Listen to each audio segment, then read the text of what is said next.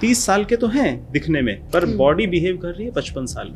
आपका शरीर अंदर से बूढ़ा फील करता है। मेरे ख्याल से मैक्सिमम लोग इस टाइम में इसी चीज से सफर कर रहे हैं। आपकी पीक एक्सरसाइज परफॉर्मेंस ये प्रेडिक्ट कर सकती है कि आप लंबा जिएंगे कि नहीं। यानी अगर मेरी उम्र 40 साल है तो मैं ये नाप सकती हूँ कि मेरी असली बायोलॉजिकल एज कितनी है। इस टाइम पहला ऐसा मार्कर है जो आपकी डेथ की प्रेडिक्शन को एक्यूरेटली प्रेडिक्ट कर सकता है। खाना ही दवा है और खाना ही जहर है, और हम खाने को जहर की तरह खा रहे हैं। इनफैक्ट डायबिटीज की स्टार्ट ही हर 2-2 घंटे में खाने से होती है। Movement is medicine. चलना ही पड़ेगा, वेट लिफ्ट करना ही पड़ेगा। आप लोगों को ये भरोसा दे रहे हैं कि डायबिटीज होने के बावजूद आप फिट रह सकते हैं। पहले तो हमें ये समझना पड़ेगा डायबिटीज होती क्यों है। प्रॉब्लम बर्गर नहीं है, प्रॉब्लम कोल्ड ड्रिंक भी नहीं है, प्रॉब्लम अल्कोहल या सिगरेट भी नहीं है, प्रॉब्लम है। इन स्टडीज को अगर आप लोगों को बताएंगे सो फार्मास्यूटिकल इंडस्ट्री की दवाइयां कैसे बिकेंगी। मेरा खुद का एक्सपीरियंस है, डायबिटिक पेशेंट में मैं जैसे ही खाना कम नहीं करता पर गेहूं को सब्स्टिट्यूट करता हूं मिलेट से। पुराने जमाने में बुजुर्ग कहा करते थे कि गेहूं फुला देती है। यहाँ बीमारियां हो या ना हो, अपना शरीर साथ ना दे, यही सबसे बड़ा नर्क है।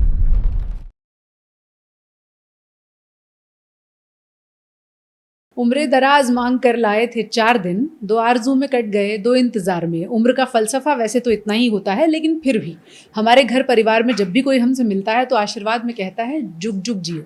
हर इंसान ये चाहता है कि उसकी उम्र लंबी हो, हर इंसान ये चाहता है कि वो 100 साल तक जिए। कुछ लोग तो ये भी सोचते हैं कि क्या अमर होने का कोई तरीका है। आजकल सोशल मीडिया समेत हेल्थ केयर इंडस्ट्री में भी जो रिसर्च चल रही है उसका सबसे बड़ा मुद्दा है लॉन्जेविटी। ये टर्म बहुत ज़्यादा पॉपुलर हो चुकी है। लॉन्जेविटी यानी लंबी उम्र तक जितना ज़्यादा हम जी सकते हैं वो जीना। इसका कोई सीक्रेट होता है क्या? हमारे साथ आज डॉक्टर विवेक पाल सिंह हैं जो कि इंटरनल मेडिसिन के एक्सपर्ट हैं, BLK मैक्स हॉस्पिटल से जुड़े हुए हैं, और साथ ही साथ लॉन्जेविटी को लेकर जो आपके मन में सवाल होंगे कि कैसे 100 साल की उम्र पाई जा सकती है, क्या ये संभव भी है या नहीं, इसके लिए कोई तप करना पड़ता है या कोई बहुत सारी रिसर्च और PhD करनी पड़ती है। डॉक्टर साहब, लोग जब सोचते हैं कि 100 साल तक हम जी लें, इसका कोई सीक्रेट है, तो लोगों को लगता होगा नहीं ये तो कहीं किताबों में छिपा हुआ होगा, ये शास्त्रों में छिपा हुआ होगा। और अब हम देख रहे हैं कि साइंस भी इस पर बहुत रिसर्च कर रही है। तो क्या कोई ऐसी किताब है जिसे पढ़ने से समझ में आ जाए कि हम 100 साल कैसे जिएंगे? बहुत ही आसान और सस्ती और सिंपल किताब है। आप 100 साल पुराना जीवन जीना शुरू कर दीजिए तो शायद आप 100 साल लंबा जिएंगे। क्या बात है ये आपने बड़ा अच्छा सीक्रेट बताया। तो आप सोचिए 100 साल पुराना जीवन होता कैसा था। तो ये आपको सब कुछ छोड़ना पड़ेगा। आपको अपना हो सकता है फ़ोन छोड़ना पड़े, हो सकता है आपको अपना पिज़्ज़ा और बर्गर भी छोड़ना पड़े, हो सकता है आपको अपनी कोल्ड ड्रिंक छोड़नी पड़े, हो सकता है आपको अपनी कार और बाइसिकल छोड़नी पड़े, आपको पैदल चलना पड़े, आपको धूप में तपना पड़े, आपको AC बंद करना पड़े। ये शरीर जो है ना, भगवान ने, कुदरत ने बहुत मेहनत करने के लिए बनाया, और हम लोग शायद एक ऐसी कंफर्ट, आरामदायक जोन में जा चुके हैं जहाँ पे हमें हर चीज़ थाली में रखी हुई चाहिए, बिना मेहनत करे मिल जाए, स्वादिष्ट खाना हो। ये कभी सोचेंगे भी नहीं कि उस खाने में कुछ पौष्टिक तत्व हैं कि नहीं, ये खाना हम अपने लिए खा रहे हैं कि अपने शरीर के लिए खा रहे हैं। इतना भी सोचने की क्षमता हम शायद खो चुके हैं। इस चक्कर में हो क्या रहा है, आजकल आप देखेंगे लॉन्जेविटी तो एक कंसेप्ट है, लोग बोल रहे हैं, आप देखेंगे यंग एज में लोग बीमार हो रहे हैं। बिल्कुल बिल्कुल, है ना। बिल्कुल। सो लॉन्जेविटी कंसेप्ट तो बहुत अच्छा है, बहुत डिफरेंट है, पर क्या रियली लॉन्जेविटी अचीवेबल है? क्या हम इस पे वर्क कर पा रहे हैं? डॉक्टर साहब, जो बात आपने कही कि यंग एज में लोग बीमार पड़ रहे हैं, आजकल भी हम देखते हैं यंग एज में हार्ट अटैक के इतने वीडियोस आते हैं कि हर किसी को डर लगता है कि ये मेरे साथ ना हो जाए।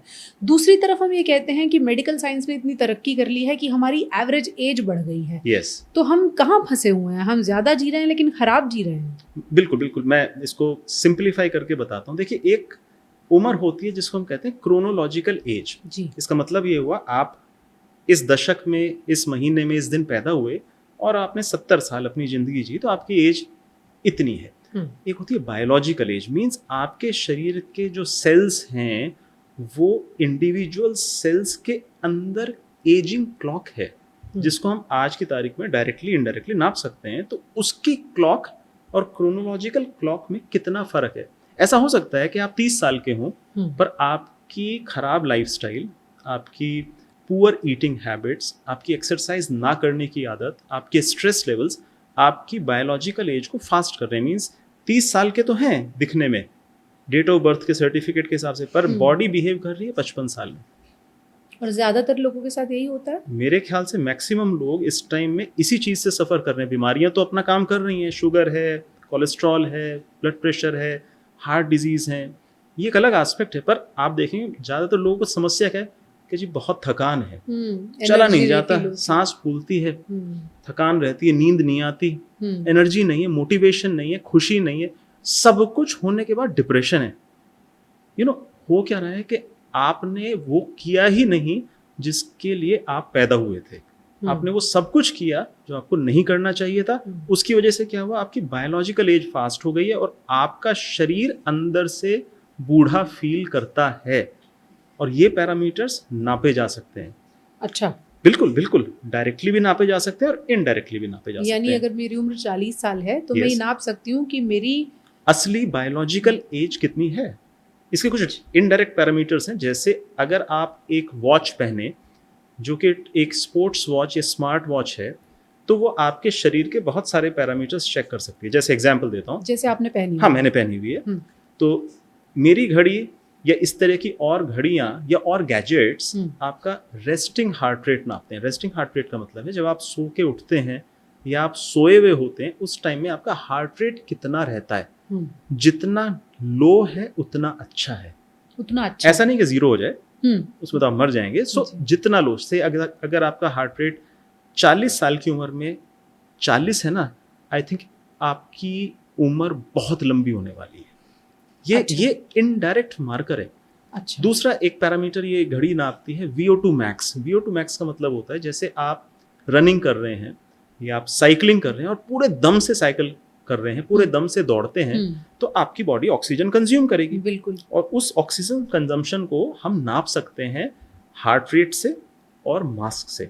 ऐसी मशीन्स हैं और इजी दिल्ली में भी होती हैं ये सब चीजें। आप VO2 मैक्स को अगर देखेंगे तो अगर आपकी VO2 मैक्स आपके एज मैच्ड इंडिविजुअल, मींस आपकी एज के और लोगों के हिसाब से ज्यादा है, सो आपके लंबा जीने की संभावना बहुत अधिक है। इनफैक्ट VO2 मैक्स इस टाइम पहला ऐसा मार्कर है जो आपकी डेथ की प्रेडिक्शन को एक्यूरेटली प्रेडिक्ट कर सकता है।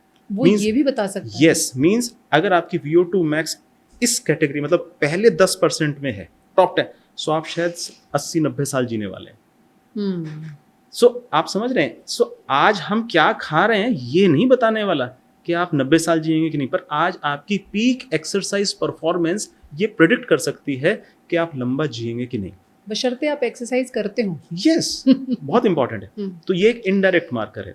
दूसरे कुछ डायरेक्ट मार्कर्स भी हैं, जैसे कि आप लैब में जाके अपने DNA की लेंथ, जो आपका DNA होता है उसकी लेंथ नाप सकते हैं। टेलोमीटर टेलोमेरेज एक्टिविटी देख सकते हैं, क्योंकि जितना आपकी एजिंग होती है आपके DNA के जो एंड्स होते हैं वो छोटे होते जाते हैं, टेलोमेरेज एक्टिविटी बढ़ती जाती है, अल्टीमेटली उनमें सेनेसेंस और डेथ होती है। सो ये डायरेक्टली लेबोरेटरीज में टेस्ट हो सकते हैं।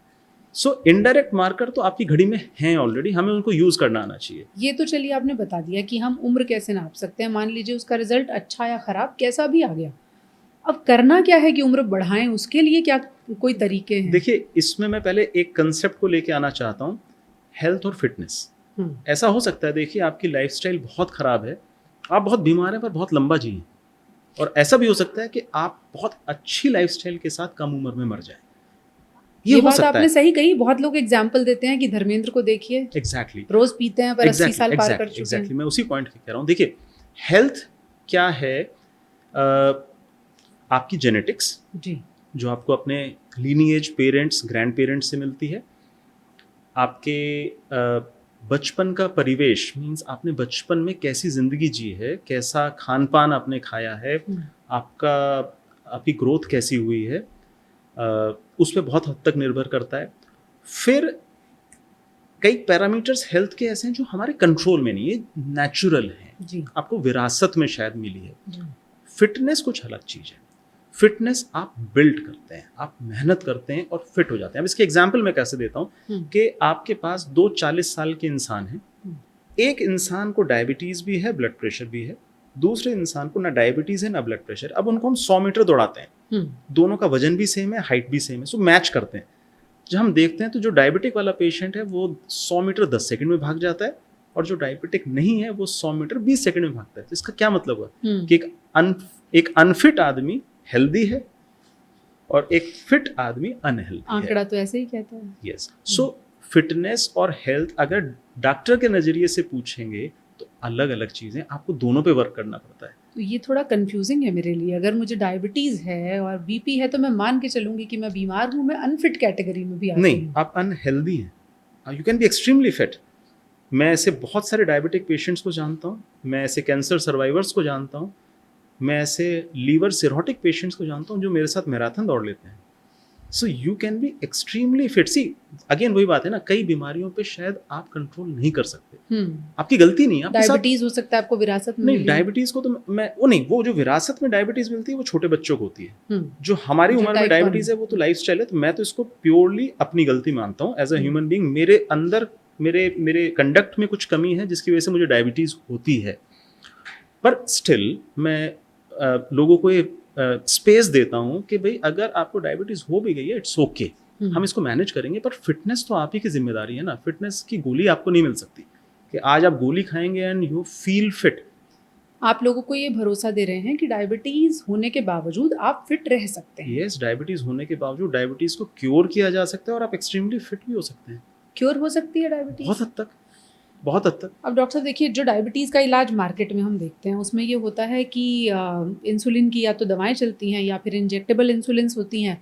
उसके अलावा कई दवाओं के नाम तो लोगों को ऐसे ही याद है कि मेटफॉर्मिन मिल जाएगी अगर आपको डायबिटीज़ हो गई तो। yes. और उसके बाद आप थोड़ी थोड़ी देर में खाते रहिए, चीनी छोड़ दीजिए, यही आपको जीवन भर करना है। तो फिर डायबिटीज़ क्योर कैसे हो जाएगी? अगर इस पे थोड़ा विस्तार में बात करें जी, पहले तो हमें ये समझना पड़ेगा डायबिटीज़ होती क्यों है। तो मैं बहुत आसान शब्दों में डालने की इसको कोशिश करूंगा। जब भी हम कुछ भी खाते हैं तो खाने में 3 पदार्थ हों, चर्बी, फैट, प्रोटीन और कार्बोहाइड्रेट। इन तीनों में से आपकी बॉडी में, ये जब कोई भी खाना खाया, तीनों ही हमारे अंदर जाएंगे और हमारी बॉडी में ग्लूकोज की मात्रा बढ़ेगी। जी, इस ग्लूकोज की मात्रा को बॉडी कंट्रोल करती है, क्योंकि कम ग्लूकोज भी हानिकारक है और हाई ग्लूकोज भी हानिकारक है। तो इसके लिए भगवान ने, नेचर ने एक हार्मोन बनाया, इंसुलिन। इंसुलिन प्रोड्यूस होगा, उस ग्लूकोज को लेवल में लाएगी, जैसी लेवल में ग्लूकोज आया आपकी इंसुलिन नॉर्मल हो जाएगी। ये एक नॉर्मल रिस्पॉन्स हम सबके अंदर होता है। ठीक है। किसी बच्चे में इंसुलिन नहीं बनती माँ के पेट से, जब वो पैदा होता है तो उसको हम कहते हैं टाइप 1 डायबिटीज। अब इसका इलाज इंसुलिन ही है। जो चीज नहीं बन रही वो आपको बाहर से चमड़ी में लगा के देना। Insulin dependent diabetes. Yes, insulin dependent diabetes. तो ये बीमारी अलग है, इसकी हम बात नहीं करें। अब होता क्या है, आप बचपन से कुछ खाना स्टार्ट करते हैं, हर 2-2 घंटे में एक कंसेप्ट है, हर 2 घंटे में कुछ खाइए नहीं तो कमजोरी आ जाएगी। आई थिंक मेरे क्लिनिकल प्रैक्टिस में इससे गलत कंसेप्ट हमारी सोसाइटी में, पर्टिकुलरली फूड हैबिट्स में, नहीं हो सकता। और डायबिटीज के हर मरीज को ये सलाह दी जाती है। ये सबसे गलत सलाह है जो हम किसी पेशेंट को और डायबिटिक पेशेंट को दे सकते हैं। इनफैक्ट डायबिटीज की स्टार्ट ही हर 2-2 घंटे में खाने से होती है। उसका रीजन है ना, देखिए बहुत सिंपल है। इंसुलिन ऊपर उठी, आपने खाना खत्म कर लिया, इंसुलिन नीचे आई कुछ देर में। जब तक इंसुलिन नीचे आती है आप फिर एक स्नैक खाते हैं, फिर बेचारी ऊपर चली जाती है, फिर वो नीचे आती है, आप फिर लंच कर लेते हैं, फिर वो ऊपर चली जाती है। तो जब ये साइकिल हर रोज, हर हफ्ते, हर महीने, साल दर साल दोहराया जाता है, आपकी इंसुलिन लेवल बेचारी कभी नीचे आ ही नहीं पाती, हमेशा ऊपर रहती है। बिल्कुल। जब इंसुलिन लेवल हाई रहेगा, सिंपल है ना, कोई भी चीज बॉडी में हाई है तो बॉडी उससे अपने आप को प्रोटेक्ट करेगी। तो बॉडी के सारे सेल्स इंसुलिन को रोकेंगे, इंसुलिन एक्ट ना करे। तो अब इंसुलिन अगर एक्ट नहीं करेगी तो क्या होगा, आपके शुगर लेवल्स बढ़ने शुरू हो जाएंगे। And that is how diabetes occurs. So देखिए, आपने एक दिन में 10 बार खाना खाया, कुछ नहीं होगा ना, आपने 7 दिन नॉर्मल रहे। पर आप एक पैटर्न को डेली रिपीट करेंगे तो आपकी बॉडी में इंसुलिन रेजिस्टेंस उत्पन्न हो जाएगा, मैक्सिमम मसल्स में एंड लीवर में, एंड देन आपके sugar levels despite high insulin नीचे नहीं जाएंगे। तो फिर ये जो 3 टाइम खाना खाइए और बीच में 2 स्मॉल मील्स एटलीस्ट आप लीजिए, ये कॉन्सेप्ट क्या गलत है? Totally 200% wrong. ऐसा नहीं करना ऐसा नहीं करना चाहिए। इससे बुरा आप अपने शरीर के साथ कर भी नहीं सकते। इनफैक्ट मैं हेल्दी लोगों को भी सलाह नहीं दूंगा स्नैकिंग की। मेरे पास एक परफॉर्मा है जो मैं अपने सब पेशेंट्स को देता हूँ, जिसमें इस पॉइंट को मैं एम्फेसाइज करता हूँ that no snacking. The word snack means snake, ये सांप है जो आपको डसेगा। सी द पॉइंट इज, अगर आपने भरपेट खाना खाया है तो आपको 2 घंटे बाद खाने की जरूरत नहीं पड़ेगी। इसके मैं आपको 2 पहलू बताता हूँ जी। अगर आप हमारी ह्यूमन इवोल्यूशन को ट्रैक करें 1 लाख साल पहले चले जाते हैं तो हम गुफाओं में रहते थे, जानवरों की खाल के कपड़े पहनते थे, भाले से शिकार करते थे। क्या आपको लगता है कि हमारा जो कबीला था वो हर 2 घंटे में शिकार करके खा लेता था? पॉसिबल ही नहीं है। वो एक जानवर मारते थे बड़ा सा, उसका मांस खाते थे, उसकी हड्डियों का चूरा कर लेते थे, उसको भी यूज करते होंगे, उस खाल से कपड़े पहन लेते थे, फिर वो वेट करते थे अगले शिकार का। ये जेनेटिक इंफॉर्मेशन हमारी जीन्स में आज भी मौजूद है, हम भूल चुके हैं। इसको कहते हैं फास्टिंग एंड फीस्टिंग। पूरा कबीला खुश होके एक साथ खाएगा, शराब को ब्रू करेगा, मांस खाएगा, डांस करेगा, फिर 2-3 दिन बेचारा कुछ नहीं खाएगा, वो बीमार नहीं होते थे। अब डॉक्टर साहब समस्या ये है कि जो आपने एग्जाम्पल दिया वो है होमो सेपियंस का। अभी हम जिस दौर में हैं वहाँ जेन जी और मिलेनियल्स हैं, वो होमो सेपियंस की बात सोच भी नहीं पा रहे हैं। उन्हें लग रहा है कि हमें तो अभी एक बर्गर खाना है, देर रात तक जागना है, फिर बर्गर को किल करने के लिए कोल्ड ड्रिंक पीनी है। yes. तो सबसे पहले इससे आगे बढ़ें कि लोग क्या खाएं। आप क्या खाते हैं, जरा एक बार लोगों को बताइए। देखिए, इस चीज़ में मैं 2021 में कुछ चेंजेस लाया था अपनी लाइफ में, क्योंकि उससे पहले मुझे डाइट्स के बारे में ज़्यादा पता नहीं था। कोविड में डाइट्स की जागरूकता बढ़ी सोसाइटी में, तो मैंने भी इसमें देखा कि ये करना क्या है। तो मैंने पहली बार इंसुलिन रेजिस्टेंस के कंसेप्ट को समझा जी। और उसके बाद से मैं ये समझ गया कि मैंने आज तक जो डायबिटीज़ का इलाज किया है, जो मेटाबॉलिक डिजीज़ का मैंने इलाज किया है, या फैटी लीवर का इलाज किया है, ब्लड प्रेशर का इलाज, ये मैंने सब गलत किया है। मैंने गाइडलाइन बेस्ड इलाज किया है। गाइडलाइन बेस्ड का मतलब होता है कुछ सो कॉल्ड एक्सपर्ट्स जो यूएसए में, एफडीए में, बड़ी बड़ी सोसाइटीज में बैठे हैं, उन्होंने एक गाइडलाइन बना दी। डॉक्टर्स ने कहा ये गाइडलाइंस गॉस्पल्स ट्रुथ हैं, भगवान के द्वारा लिखी हुई कुछ लाइनें हैं, हमें इसको मानना ही है, क्वेश्चन नहीं करना है, ठीक है, कोई इनोवेशन नहीं लानी है, कोई दिमाग नहीं लगाना, बस ये गाइडलाइंस सच्ची हैं, इनको फॉलो करना है। और आपको ये ध्यान रखना होगा, ये गाइडलाइंस फार्मा इंडस्ट्री से बनकर आई हैं, जिन्हें अपनी दवाएं बेचनी है। यस, रिवॉल्विंग डोर पॉलिसी है, बिकॉज फार्मास्यूटिकल इंडस्ट्री तो आपकी स्टडीज को स्पॉन्सर कर रही है। खैर एनीवेज, ये एक डिफरेंट टॉपिक है, हम इस पे बाद में कभी बात करेंगे। सो अब होता क्या है कि जब मैंने अपनी इस चीज़ पे मैं गया, इंसुलिन रेजिस्टेंस को मैंने समझा, तो मुझे समझ में आया कि खाना ही दवा है और खाना ही जहर है। ये बहुत इंपॉर्टेंट है। खाना ही दवाई है और खाना ही जहर है, और हम खाने को जहर की तरह खा रहे हैं। फिर मुझे इसमें और डीप जब मैं गया तो मुझे एडिक्शन फिजियोलॉजी, एडिक्शन साइकोलॉजी पढ़नी पड़ी। मीन्स कि ऐसा क्या है कि हम अपने टेस्ट्स को लेके इतने रिजिड हैं। मुझे यही पसंद है, मेरे को कोल्ड ड्रिंक पीनी ही है, मुझे मैगी खानी ही है, मुझे बर्गर के बिना संतुष्टि नहीं मिलेगी, मैं तोरी की सब्जी नहीं खा सकता। ये क्या ऐसी चीज है ह्यूमन बिहेवियर में जो हमें एक पर्टिकुलर फूड को खाने से रोकती हैं और दूसरे फूड की तरफ हमें अट्रैक्ट करती हैं? ये एक साइकिल है जिसको कहते हैं डोपामिन साइकिल इन ब्रेन जी। कई लोग डोपामिन को रिवार्डिंग केमिकल कहते हैं, ऐसा नहीं है। रिवार्डिंग केमिकल कुछ और है, डोपामिन मोटिवेशन का केमिकल है।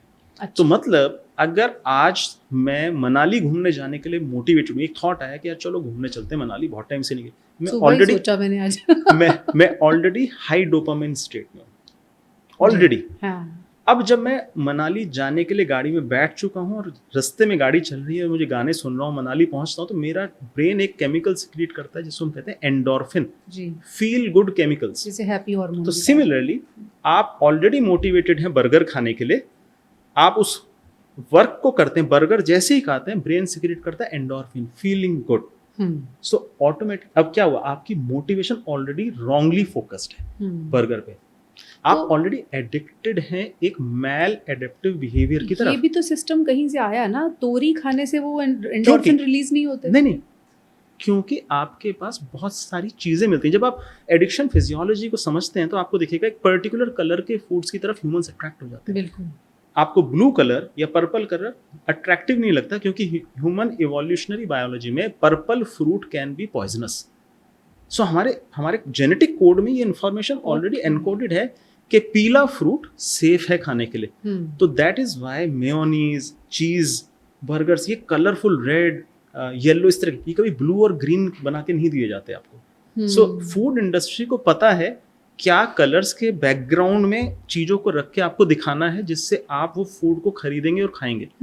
ये ऑलरेडी हमारा ब्रेन इन चीज़ों को कैप्चर करता है। See, brain is a responder, it is not a creator.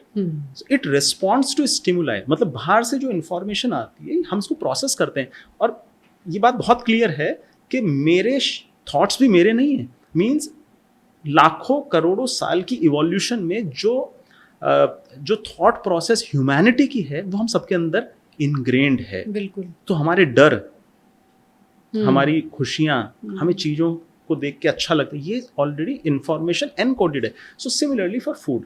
अब बात ये आती है कि बच्चे, जैसे छोटे बच्चे हैं, उनको जब हम नींबू खिलाते हैं या कोई सब्जी खिलाते हैं, उनको टेस्ट नहीं आता, पर हम उनको जैसे ही बर्गर या चीज़ देते हैं उनको टेस्ट आता है। होता क्या है कि आपकी जो ज़बान के रिसेप्टर्स हैं वो एक सिग्नल जो ब्रेन को देते हैं ना, वो फील गुड सिग्नल दे देते हैं। और जब हम उसको बार बार रिपीट करते हैं तो वो ब्रेन में एक सर्किट स्ट्रांग होता जाता है और बाकी जो सर्किट्स हैं वो स्ट्रांग नहीं हो पाते। एक प्रोग्रामिंग स्टोर हो गई है यस, सो आपके सॉफ्टवेयर में एक पाथवे फिक्स हो गया, अब आप बड़े होकर भी उसको चेंज नहीं कर पा रहे हैं। So that is why you are hooked to a certain pattern of life. आप एक ही पैटर्न को बार बार रिपीट कर रहे हैं। सी, प्रॉब्लम बर्गर नहीं है, प्रॉब्लम कोल्ड ड्रिंक भी नहीं है, प्रॉब्लम अल्कोहल या सिगरेट भी नहीं है, प्रॉब्लम है बार बार इस बिहेवियर में घूमते रहना। अगर आपने एक महीने में एक बर्गर खा लिया या आपने 2 बियर पी ली, मैं गारंटी देता हूँ आपको कुछ नहीं होगा। बच्चे एक दिन में 3 बार कोल्ड ड्रिंक पी रहे हैं, प्रॉब्लम वहाँ है, आप उसको आदत में ला रहे हैं। Yes, so it is not the food, it आप समझते ही नहीं हैं कि जब वो फूड सामने प्लेट में है तो वो फूड आप अपने शरीर के लिए खा रहे हैं कि अपनी जबान और अपने ब्रेन के सर्किट को फुलफिल करने के लिए खा रहे हैं। आप पहले खाते थे 3 मील्स? मैं पहले बहुत कुछ खाता था। अच्छा, अब छोड़ दिया? अब मैं खाने को समझ गया। अब मैं जब खाना खाता हूँ तो मैं ये सोच के नहीं खाता कि ये खाना मुझे खाना है कि नहीं। मेरा टाइम फिक्स है, मेरा अमाउंट फिक्स है, मेरे डेज फिक्स हैं, मुझे इस दिन यही खाना है। मैं सब्जी खुद लाता हूँ हर शनिवार को। अच्छा। मंडे हमारे घर में एक ही खाना बनता है, हफ्तों से वही बन रहा है, ट्यूसडे भी वही बनता है, Wednesday, so it is fixed. इससे क्या होता है ना, आपका टाइम बचता है। रोज रोज की जो किचकिच है आज खाने में क्या बनेगा, इस सिस्टम को हमने खत्म कर दिया। बहुत आसान है, पर थोड़ा सा कंट्रोल करना पड़ता है। आपको मानना पड़ेगा कि मुझे मंडे भिंडी ही खानी है, मुझे मूंग की दाल ही खानी, खत्म होगी ना बात। अब हर हफ्ते खाएंगे, ठीक है, एक बार लगेगा यार बहुत हो गया तो चलो यार कुछ और चेंज कर देते हैं इसको। बट एक पैटर्न को आप बार बार रिपीट करते हैं। आपका अमाउंट ऑफ फूड फिक्स है कि भाई आपके पास 2 रागी की रोटी हैं, आपकी 1 दाल है, 1 सब्जी है, दही है, आप फिर उतना ही खाओगे। आप ऑप्शन ही बंद कर दो ना अपने, बेस्ट है।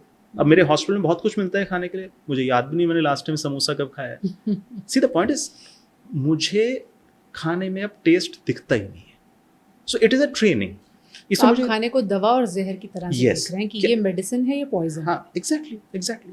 सो दैट इज व्हाई मैं कोशिश करता हूँ ये कंसेप्ट अपने पेशेंट को किसी तरीके से पहुंचा सकूं कि आपका खाना आपको मार रहा है आज। इंटरनल मेडिसिन आपकी फील्ड है, आपके पास डायबिटीज़ के भी मरीज ज़रूर आते होंगे जी। आप उन्हें क्या सलाह देते हैं, क्या करना चाहिए उनको अपने डाइट पैटर्न में? बहुत सारे एस्पेक्ट्स हैं। अगर एक मोटिवेटेड पेशेंट है जो अपनी ज़िंदगी में कुछ चेंज लाना चाहता है, चाहता है कि उसकी इंसुलिन बंद हो जाए, चाहता है कि उसकी दवाइयाँ मिनिमाइज हो जाएं या बंद हो जाएं, तो उसको मैं ये हेल्प करता हूँ कि किसी तरीके से कुछ कंसेप्ट्स को क्लियरली समझ ले। उसमें कंसेप्ट है इंसुलिन रेजिस्टेंस का, कि डायबिटीज़ होती क्यों है। देखिए, हर डॉक्टर को लगभग पता है कि डायबिटीज़ होती क्यों है, पर पेशेंट को ये बताना कि डायबिटीज़ होती क्यों है, इसमें लगता है बहुत ज़्यादा टाइम, समय लगता है, बहुत समय लगता है। तो अगर आप पेशेंट को, एक मोटिवेटेड पेशेंट को समझा सकते हैं कि डायबिटीज़ होती क्यों है ना, तो फिर वो वही करेगा जो आप कहोगे। सो ये एक तरह की कॉग्निटिव बिहेवियरल थेरेपी है, साइकोथेरेपी है, जिसमें आप पेशेंट से वो करवाते हैं जो उसको करना है। इसमें थोड़ा सा रिपीटिशन हम पेशेंट को समझाते हैं कि ये आप गलत कर रहे हैं, ये तरीका है, अगर आप इसको करेंगे तो ऐसा होगा, और उसको कुछ एग्जाम्पल्स देते हैं, विजुअल एग्जाम्पल्स, कुछ फोटोग्राफिक एग्जाम्पल्स मैं देता हूँ, जिससे उसको लगता है कि ये अचीवेबल है। एंड मेनी टाइम्स मैंने देखा है, इस टाइम मेरे पास कोई भी डायबिटिक पेशेंट नहीं है जो इंसुलिन पे, टू बी वेरी फ्रैंक। मैं अच्छा। 20 ईयर्स की मेरी स्टैंडिंग प्रैक्टिस है। मेरा टाइप 2 डायबिटीज में इस टाइम एक भी पेशेंट इंसुलिन पे नहीं है। मैं बोस्ट नहीं कर रहा या अपने आप को मार्केट नहीं कर रहा हूँ, बट मैंने ग्लूकोज सेंट्रिक अप्रोच छोड़ दी है। देखिए डायबिटीज में क्या होता है, फार्मास्यूटिकल कंपनी एंड गाइडलाइंस हमें कहती है ग्लूकोज को कंट्रोल करिए, मींस फास्टिंग शुगर नीचे लाओ, खाने के बाद की शुगर नीचे लाओ, HbA1c नीचे लाओ, करेक्ट, गलत नहीं है, बिल्कुल, किसी भी तरीके से लाओ, बाय हुक और क्रुक। यहां प्रॉब्लम है।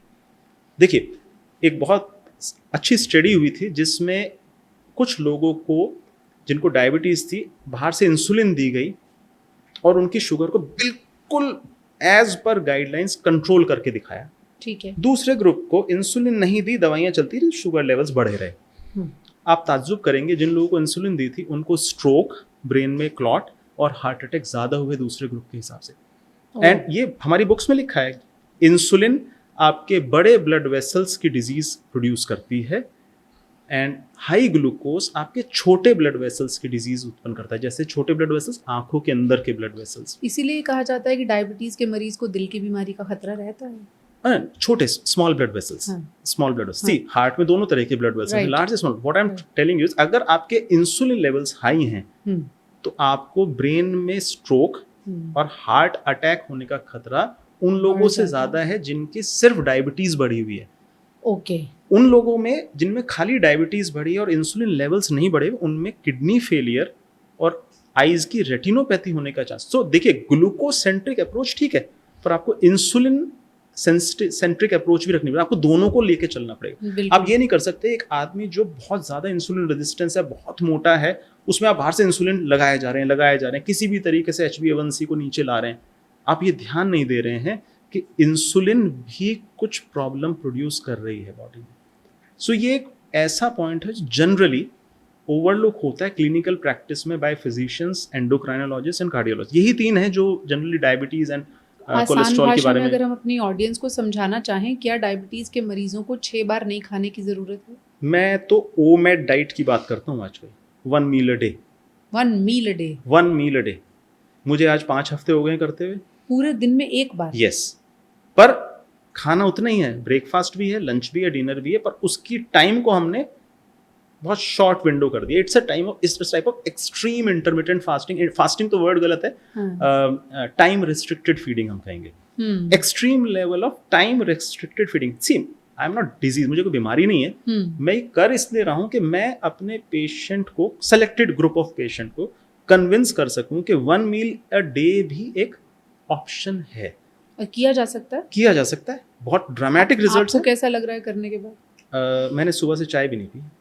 सो अगर मैं बिना किसी स्टिमुलेंट के, बिना किसी चाय कॉफ़ी के, बिना शुगर लिए आपसे इस लेवल पे बात कर सकता हूँ तो अपने आप में प्रमाण है कि OMAD works, not on the ground of कि कोई disease level, on the brain level also you are more alert.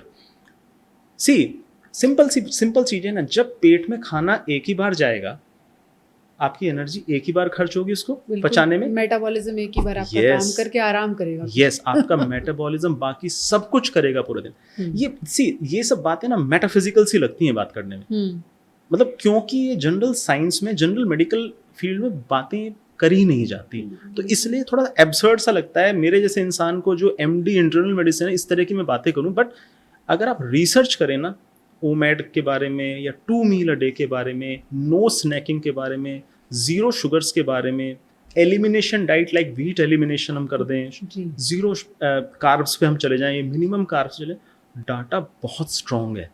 But problem क्या है ऐसी स्टडीज़ को ऊपर लाने में कि इन स्टडीज़ को अगर आप लोगों को बताएंगे सो फार्मास्यूटिकल इंडस्ट्री के प्रोडक्ट्स कैसे बेचे जाएंगे, दवाइयाँ कैसे बिकेंगी। सो ये कोई रियलाइज नहीं करता। मैं डॉक्टर्स को ब्लेम नहीं कर रहा कि वो दवाइयाँ प्रिस्क्राइब, उनकी ट्रेनिंग नहीं होती है। भारत में अब चुनिंदा डॉक्टर्स इस बारे में बात करने लगे हैं कि डायबिटीज़ में बार बार खाने की ज़रूरत नहीं है, आपकी इंसुलिन छूट सकती है, आपकी दवाएं कम हो सकती हैं, दवाएं छूट सकती हैं, लेकिन उसके लिए पहले तो अपनी आदतें बदलनी पड़ेंगी, फिर सालों पुरानी जो रिसर्च है उसको बदलना पड़ेगा।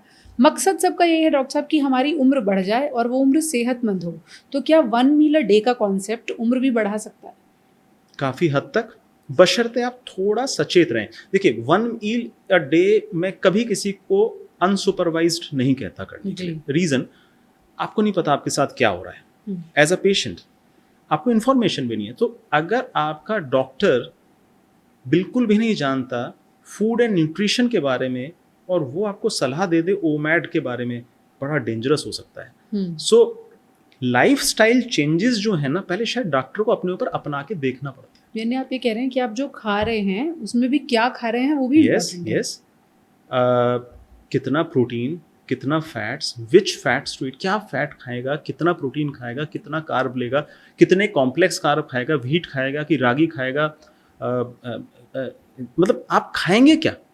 कम खाना इज नॉट द सॉल्यूशन। सी, आप 1 मील अ डे का मतलब ये नहीं कि आप कम खाएं। आपका ब्रेन जो है ना, ये आपसे ज्यादा समझदार है। नेचर बेवकूफ नहीं थी और ना है। अगर आपने कम खाया ये सोच के कि कम खाने से आपका वेट कम होगा, आपकी शुगर कम होगी, तो आप बहुत बड़े मिथ में हैं। एंड मैक्सिमम यही होता है। आप शेक्स पीते हैं, न्यूट्रास्यूटिकल्स आपको शेक पिलाते हैं सुबह में, आपकी कैलोरी कम कर देते हैं, आपका वाटर लॉस होता है, आपकी मसल लॉस होती है, आपका फैट लॉस नहीं होता। You lose weight and then you gain it again, probably double, दुगना वेट गेन भी होता है। अनहेल्दी वे ऑफ डाइटिंग हुआ है। हाँ। सो मैं कहता हूँ वेट को तो टारगेट करना ही नहीं है। अगर आप थोड़े ओवरवेट हैं, आप अपने मेटाबॉलिज्म को टारगेट करो और आपका weight loss will be a side effect of good metabolism. आपका रोबस्ट इंजन है ना, तो वो फ्यूल को एफिशिएंटली जलाएगा। लोगों के इंजन में मोबिल ऑयल ही खत्म हो चुका है, तो वो खट खट खट कर ही रहा है। तो ये प्रॉब्लम आती है।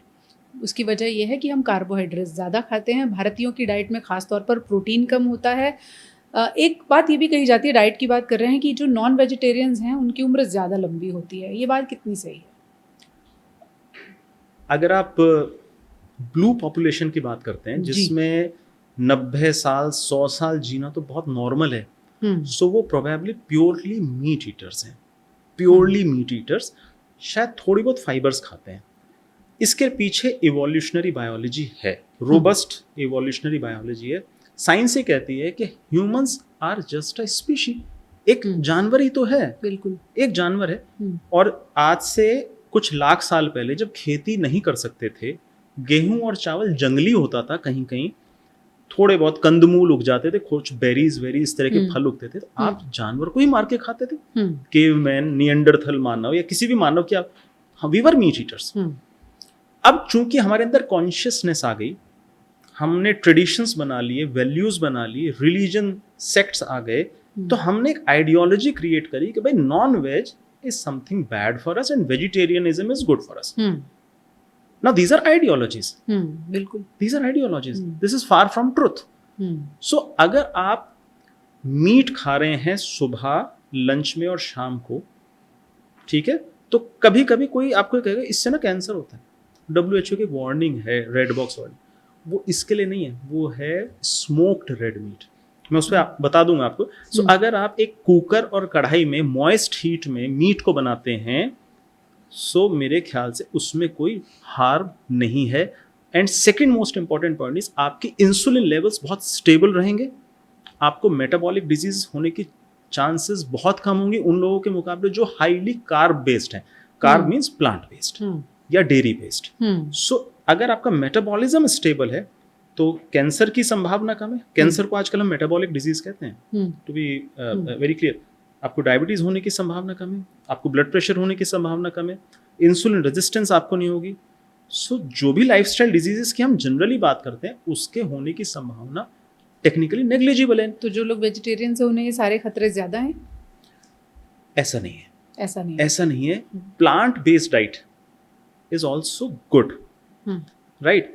द पॉइंट इज हम प्लांट बेस्ड खा क्या रहे हैं।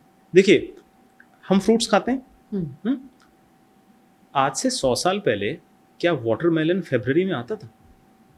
पॉसिबल ही नहीं है। आम सर्दियों में नहीं आता था, आम सर्दियों आजकल मिल जाता है। So what does it mean कि जो फ्रूट्स हम खा रहे हैं दे आर मॉडिफाइड। देखिए, आप कभी भी अपने शरीर को ना कुदरत से अलग नहीं कर पाएंगे।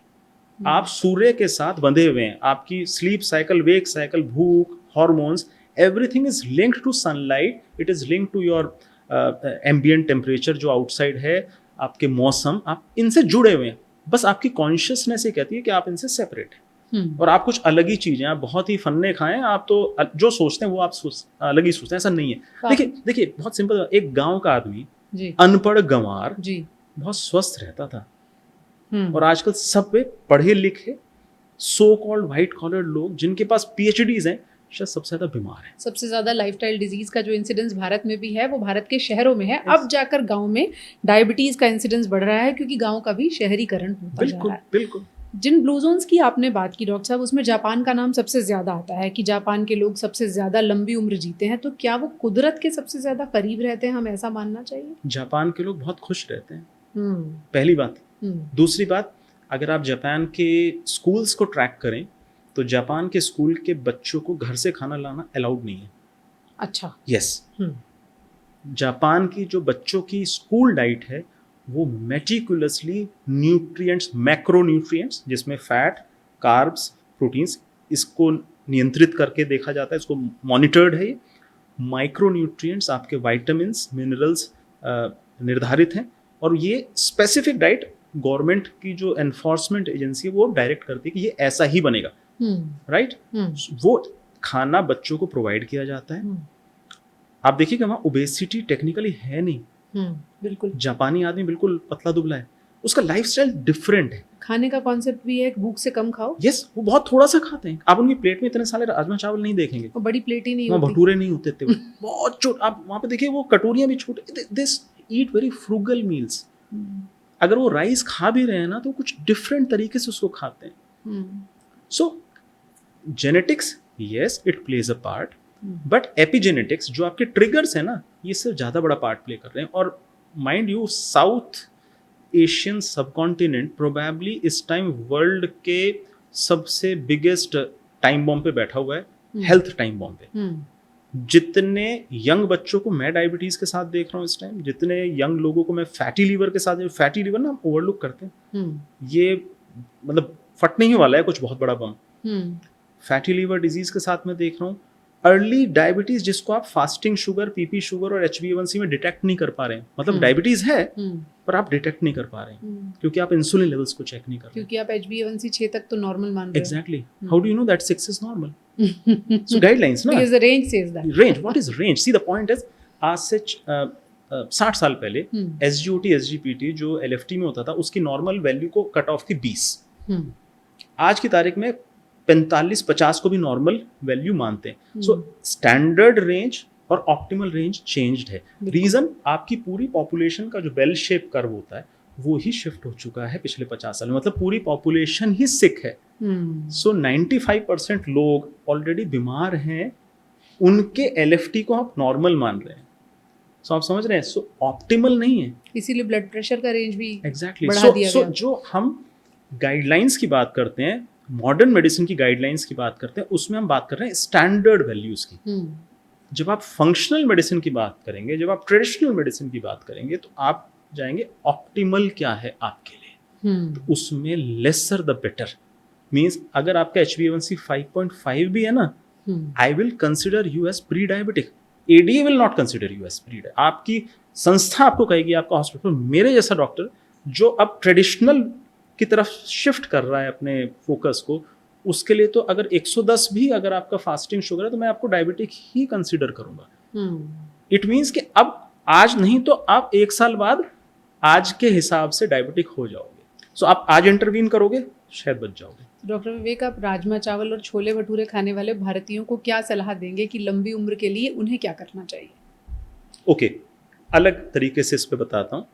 आपकी लाइफस्टाइल बहुत खराब है। चलिए, आप रोज छोले भटूरे खाते हैं, आप कोल्ड ड्रिंक पीते हैं, आप वो सब कुछ खाते हैं जो इंसान के खाने के लिए अनफिट है। आप एक चीज कर सकते हैं इसको निगेट करने के लिए, वो है एक्सरसाइज। दिक्कत क्या है कि हम एक्सरसाइज भी करते हैं तो अपने आप को बेवकूफ बनाने के लिए हम क्या करते हैं, हम ये करते हैं, हम थोड़ी पेट अंदर बाहर करते हैं, थोड़ी तालियां बजाते हैं, बुरा नहीं है, ठीक है, सोशलाइजिंग के लिए 30 मिनट की सैर भी करते हैं कुछ लोग। तो क्या आपकी एक्सरसाइज रियली एक्सरसाइज है? Question is this, right? So मैं कहता हूँ आप 5 किलोमीटर रोज दौड़िए, आप वेट लिफ्टिंग करिए आधा घंटा रोज, आप शायद ये गंदे फूड्स की जो हार्मफुल इफेक्ट है उसको काफी हद तक निगेट करी। ये मैं नहीं कह रहा हूँ, स्टडीज हैं कि जो आदमी डेली रिचुअल के हिसाब से मॉडरेट टू इंटेंस एक्सरसाइज करता है और रेस्ट भी करता है, वो एक bad lifestyle, so called bad lifestyle के साथ भी एक लंबी लाइफ जी सकता है। एक सिंपल एग्जांपल है फौजी का। मेरा कहना गलत होगा कि सब फौजी ड्रिंक करते हैं, पर कुछ करते हैं, रोज पीटी करते हैं, बिल्कुल 20-20 किलो का बैक सेट टांग के एक फौजी 40 किलोमीटर दौड़ लेता है, शाम को फिक्स ड्रिंक पीता है, काजू बादाम खाता है, खाना खाता है, वो रोटी काउंट नहीं करते, वो 5000 कैलोरी की डाइट खा सकते हैं। आज आप 80 साल के किसी ब्रिगेडियर को देखिए, अब वो आपसे ज्यादा फिट दिखेगा। बिल्कुल।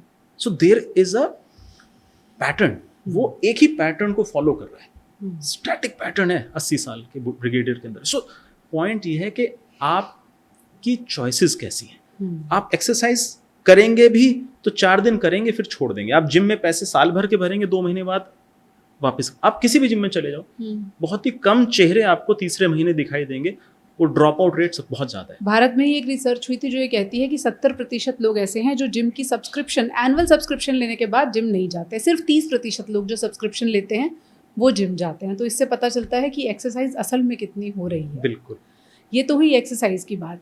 डाइट पे क्या बदला जा सकता है? आजकल हम बहुत देखते हैं, जैसे जापान का ही हम एग्जांपल ले रहे हैं, वहाँ माचा टी बहुत पॉपुलर है कि उसको पियेंगे तो ऑक्सीडेटिव स्ट्रेस निकलेगा, फ्री रेडिकल्स जो हैं वो प्रोड्यूस नहीं होंगे, एंटीऑक्सीडेंट्स प्रोड्यूस होंगे जो आपको लंबी उम्र की तरफ लेकर जाएंगे।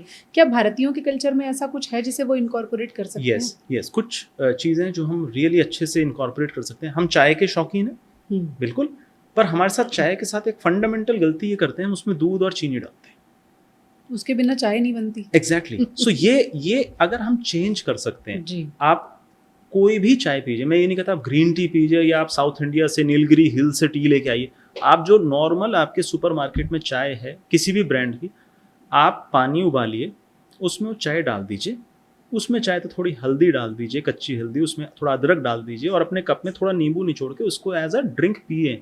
आप दिन में 4 बार पियेंगे, प्रोबेबली और रादर 100% आपको बेनिफिट ही करेगी। उसमें पॉलीफेनॉल्स खत्म नहीं होंगे। देखिए चाय में एक केमिकल है पॉलीफेनॉल्स, जो आपको कलरफुल वेजिटेबल्स, आपको चेरीज, बेरीज, स्ट्रॉबेरीज, पोमेग्रेनेट, इनसे मिलता है, आपको ऑलिव ऑयल से मिलता है।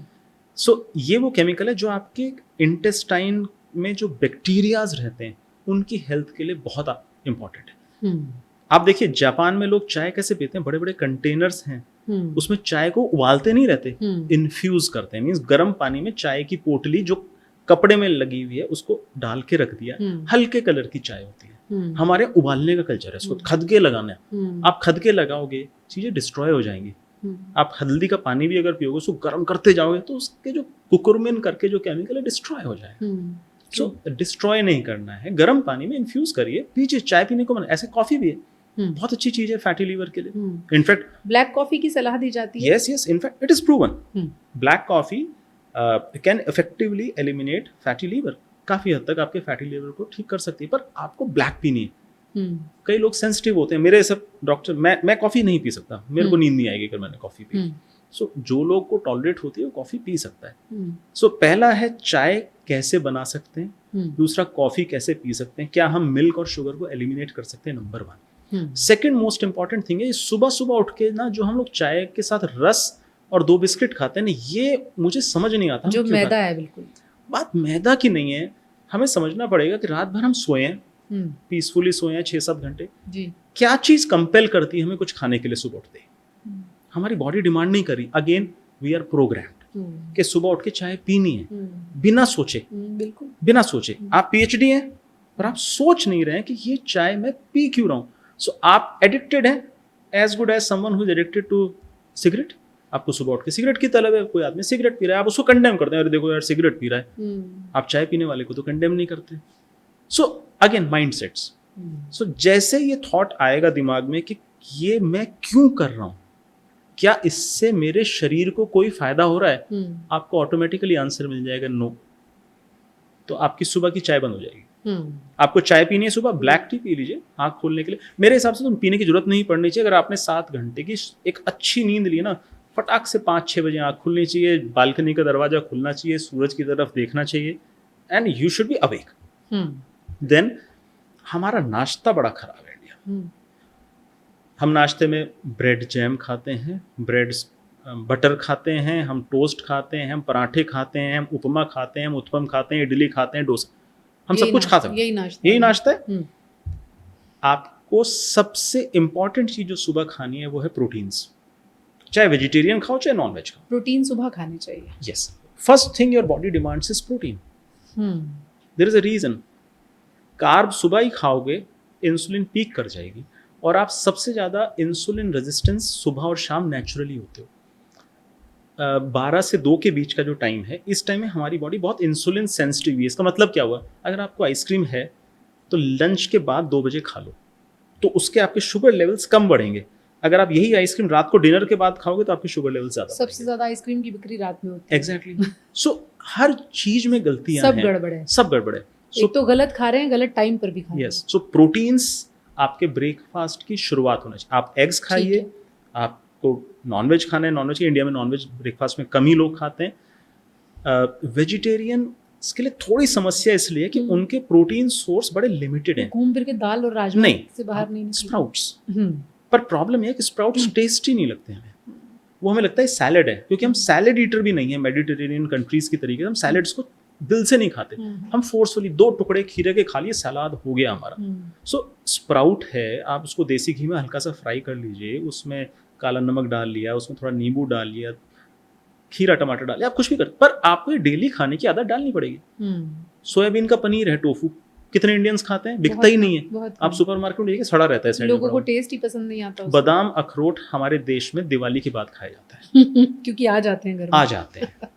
पर देखिए, आप पिज्जा पे 1000 रुपए खर्च कर सकते हैं, पर आप बादाम अखरोट पे पैसे खर्च करके फोर्सफुली रोज उसको नाश्ते में नहीं खाएंगे।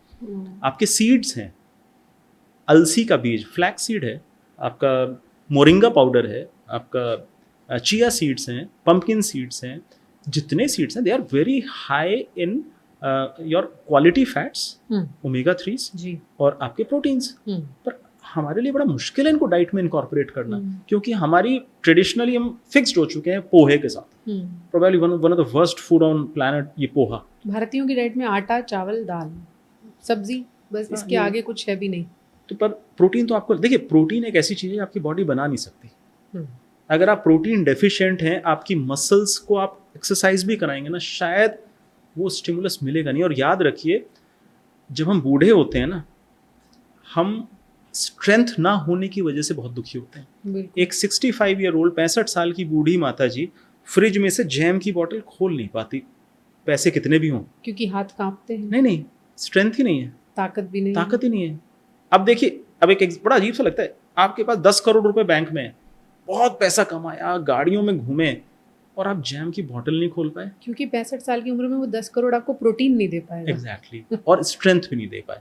सो बात पैसे और उसकी नहीं, बात ये कि जब आप यंग होते हैं 30 से 50 की एज के, आपने उस टाइम क्या किया। मैं कई बार अपने पेशेंट्स को जगाने के लिए ना, झटका देने के लिए एग्जाम्पल देता हूँ।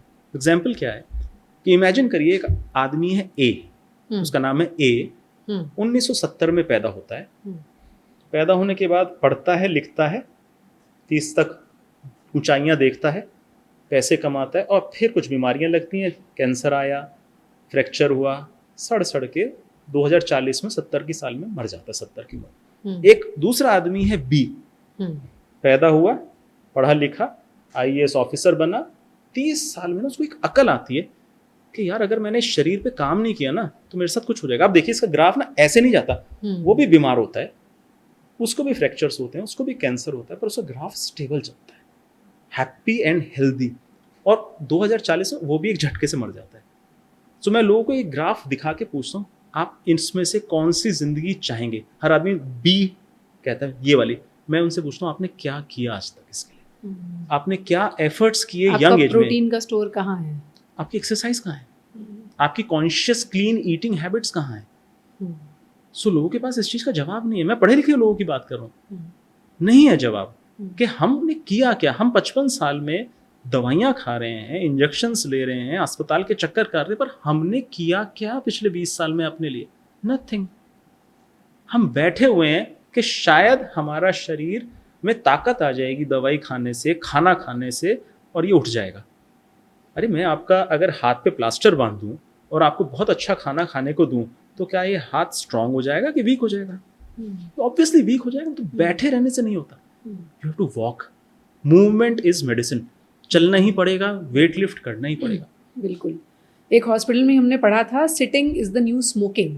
अगर आप बैठे हैं तो समझ लीजिए आप सिगरेट पीकर जितना अपना नुकसान करते हैं उतना बैठ कर नुकसान कर रहे हैं, इसीलिए चलते रहिए। तो डॉक्टर साहब, वेजिटेरियंस को प्रोटीन का स्टोर बनाने के लिए क्या करना चाहिए? एक तो सबसे आसान तरीका, लोग क्या करते हैं, प्रोटीन के सप्लीमेंट्स ले आते हैं कि हमारा जो स्टोर है इससे पूरा हो जाएगा। क्या ये तरीका सही है? देखिए, पहली बात तो प्रोटीन बनते हैं अमाइनो एसिड से जी। और आपकी बॉडी में एक अमाइनो एसिड पूल ऑलरेडी है जो हम डेली इकट्ठा करते हैं। तो ऐसा नहीं है कि आज आपने वे प्रोटीन का शेक बना के पी लिया तो कल आपकी मसल्स थोड़ी सी मोटी हो जाएगी, ऐसा नहीं है। पहली चीज है, क्या वो प्रोटीन बॉडी यूज करेगी? तो जैसे कोई आदमी सीडेंट्री है, बीमार है, अब आप उसको प्रोटीन शेक दे रहे हैं, आप प्रोटीन से क्या कर रहे हैं? प्रोटीन से आप उसकी शुगर बढ़ा रहे हैं। प्रोटीन डायरेक्टली कन्वर्ट होना शुरू हो जाती है शुगर्स में, क्योंकि मसल्स में एनाबॉलिक स्टिमुलस नहीं। एनाबॉलिक स्टिमुलस क्या है? Weight lifting. क्योंकि आपने कुछ किया नहीं उसको खर्च करने के लिए, आपने रेजिस्टेंस ट्रेनिंग नहीं करी। सो दोनों चीज साथ में है। आपकी मसल्स को आपको एक्टिव करना है, फिर वो प्रोटीन पूल से प्रोटीन को खींचेंगे और यूज करेंगे। खाली प्रोटीन खा लिया, शेक्स पी लिए, काम नहीं चलेगा। दूसरा, शेक में एक इशू ये है कि शेक्स आर नॉट नेचुरल। मैं वे प्रोटीन के अगेंस्ट नहीं हूं, पर अगर मैं एग्स को एक जगह रखता हूं और उसी अमाउंट का वे प्रोटीन को एक जगह रखता हूं, I will go for eggs. Reason, eggs are food. आपके पेट में सटाइटी होती है, ब्रेन के पास कुछ केमिकल्स का इंटरप्ले है, ग्रेलिन लेप्टिन का एक इंटरप्ले है, स्टमक से ब्रेन बातें करता है, राइट? जब आप शेक पीते हैं आपको सटाइटी नहीं होती, पेट नहीं भरेगा आपका। पर अब जब आप फूड खाएंगे, आप बाजरे की रोटी खाएंगे, आप मटन खाएंगे, उसके साथ में घी खाएंगे, पेट भरेगा, दिमाग को लगेगा कुछ खाया है। इसका एक अलग इम्पैक्ट है आपकी बॉडी में। बिल्कुल ठीक है। तो कई लोग हाई प्रोटीन डाइट की बात करते हैं, कई लोग लो प्रोटीन के फेवर में हैं। ऐसा भी कहा जाता है जो थोड़े लो प्रोटीन खाते हैं उनकी लॉन्जेविटी ज्यादा है। अच्छा। हाँ, एक केमिकल है एमटॉर, उसका इंटरप्ले होता है। So very high protein is not linked with longer life. अच्छा।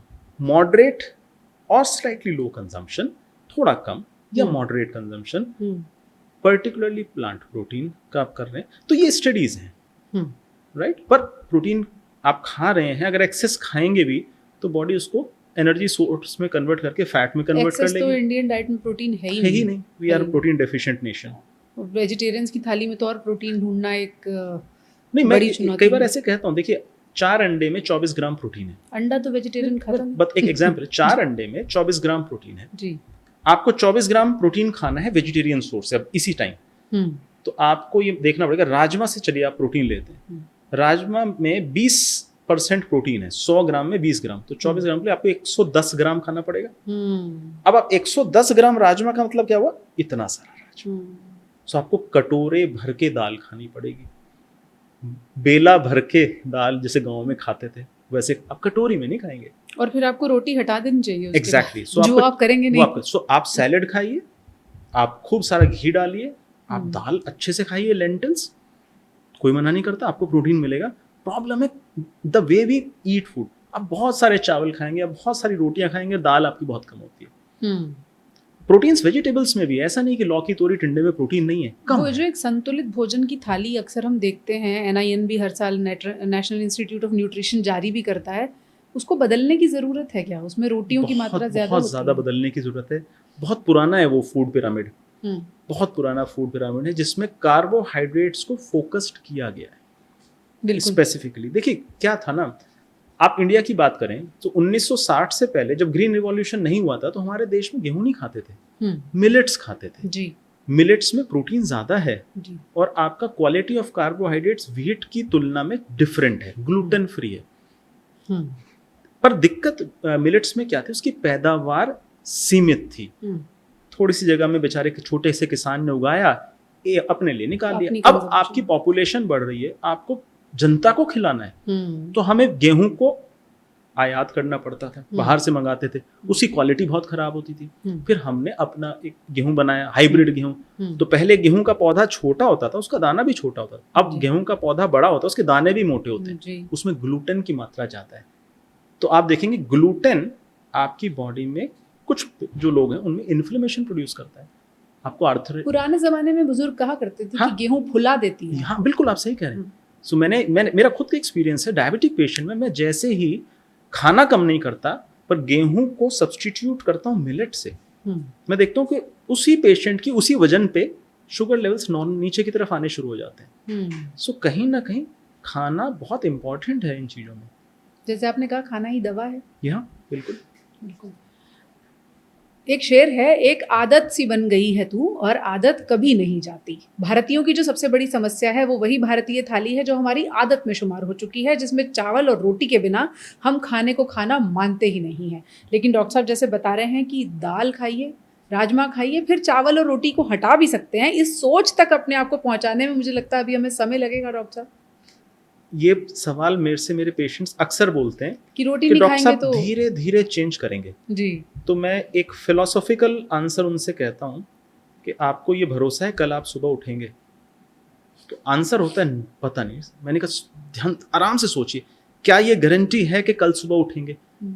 वो कहते हैं नहीं। तो मैंने कहा एक्शन अभी लेना है, नहीं है टाइम। देखिए एक तरफ हम बात कर रहे हैं कि यंग लोग में बीमारियां आ रही हैं और उनको कुछ हो रहा है, किसी को हार्ट अटैक हो रहा है, किसी को किडनी के रोग हो रहे हैं, किसी को, तो हम एक्शन लेने में देरी क्यों करते हैं?